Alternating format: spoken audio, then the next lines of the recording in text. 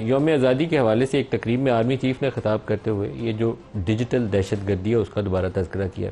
اب میرے ذہن میں دوبارہ پھر وہ سوالات کچھ ایسے آتے ہیں جس کا جواب ہمیں ڈھونڈ کے آئندہ کے لیے کم از کم ماضی کی کوتاہیوں سے سبق سیکھتے ہوئے بہتر راہ اپنانی چاہیے. یہ جن کو ڈیجیٹل دہشت گرد کہا جا رہا ہے یہ ویسے ہی ہے جیسے کسی زمانے میں جہادی تیار کیے تھے 9/11 سے پہلے جب وہ پہلا افغانستان کی جنگ شروع ہوئی تھی تو ہم اسے افغان جہاد کہہ کے بڑے فخر کے ساتھ امریکہ بھی گلے لگاتا تھا. واشنگٹن کے اندر ریگن صاحب نے بھی ان کو مل لیا تھا اور ہم لوگ تو ان کو فخر سے بتاتے تھے یہ جہادی ہیں جو افغانستان کے ذریعے دنیا میں اسلام پھیلے گا. پھر 9/11 کے بعد ان ساروں کو ہم نے دہشت گرد قرار دے دیا.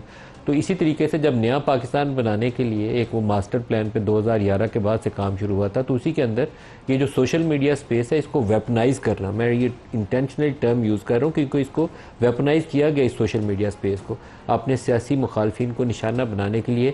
جتنی بےہودگی پھیلائی جا سکتی تھی سوشل میڈیا کے ذریعے، کسی کو مودی کا یار کہنا ہے یا کسی کو برا بھلا اس کے کریکٹر کے اوپر کریکٹر اسیسینیشن کرنی ہے، وہ سارا کچھ کام کے لیے یہ سوشل میڈیا سیلز بنا کے اس کو استعمال کیا گیا.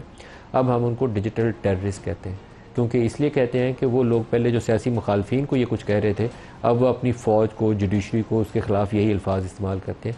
یہ قابل قبول نہیں ہے، پہلے بھی قابل قبول نہیں تھا، اب بھی قابل قبول نہیں ہے، لیکن اس کی اصلاح کا راستہ اب شارٹ کٹ نہیں ہوگا کیونکہ جن ذہنوں کو ریڈیکلائز کر دیا جائے اس کو پھر 25-30 سال کا سفر کرنا پڑتا ہے پھر وہ راہ عمل جو ہے درست ہوتی ہے. آج ہم نے اس کا حل یہ ڈھونڈا ہے کہ ہم نے انٹرنیٹ پورے پاکستان کے اندر سلو کر دیا. کوئی شاید فائر وال لگائی جا رہی ہے، معلوم نہیں اس کا نتیجہ ہے یا کیا نتیجہ ہے، لیکن آپ کا کوئی سوشل میڈیا سائٹس کام نہیں کرتی. انٹرنیٹ کی اویلیبلٹی نہ ہونے کے برابر ہے. کیا یہ پاکستان کو ترقی جس سے ہم کہتے ہیں آئی ٹی اور آئی ٹی انیبلڈ سروسز سے ہم نے 10 ارب ڈالر کمانے ہیں، یہی راستہ ہے؟ یہ راستہ نہیں ہے. میں بہت زیادہ اس پہ تقریر نہیں کروں گا، لیکن جو لوگ اس کے اوپر کام کر رہے ہیں یا تو اپنی قابلیت میں اضافہ کریں یا اپنی سوچ میں بہتری لائیں. پاکستان آگے اس طریقے سے نہیں جا سکتا جس طریقے سے آپ پاکستان کو آگے لے جانے کی کوشش کر رہے ہیں. مجھے آج کسی نے یوم آزادی کے بہت سارے ملی نغمے وہ شیئر تو ہوتے ہیں سارا دن آزادی کے دن، لیکن آج کسی نے وہ دل پاکستان کے ساتھ وہ کچھ اچھا تو نہیں کیا لیکن اس نے شاید اپنا غصہ نکالا ہے. اس نے دل پاکستان کو بجلی کے بل پاکستان بنا کے تو گیت بنا کے بھیج دیا. میں وہ تو نہیں اب آپ کو سنا سکتا، لیکن میرے ساتھ میں بہت بڑے ہیں پاکستان کے، فاخر بھی اور جواد بھی.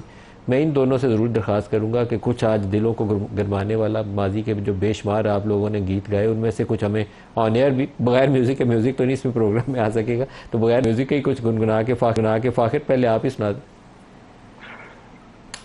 ضرور، کیوں نہیں.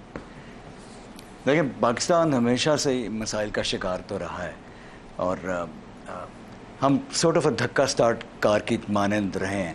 کبھی اسموتھ رننگ ہوتے ہوتے ہائی وے میں کھڈے آ جاتے ہیں یا کبھی گاڑی کے کاربوریٹر میں ہمارے کچرا آ جاتا ہے. لیکن بہرحال میں نے اپنے زمانے میں آج سے 10-20-30 سال پہلے جو بھی میں نے اچھے ادوار بھی دیکھے تو انہی ادوار کو مس کرتے ہوئے میں آپ کو سناؤں گا. ایک سیکنڈ سر لے لوں.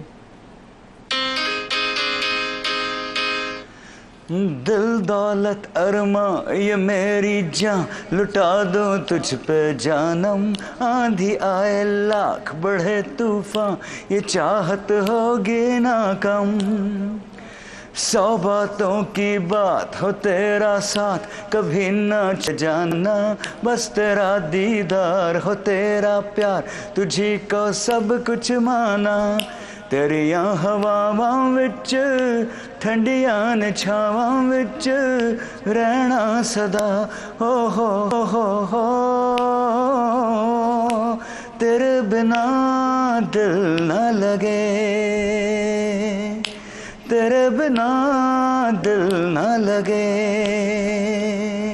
دل دیوانہ تیرے لیے، تیرے بنا دل نہ لگے. پاکستان زندہ باد. زندہ باد. مزہ آ گیا فاخر، بہت اچھا گیا آپ نے.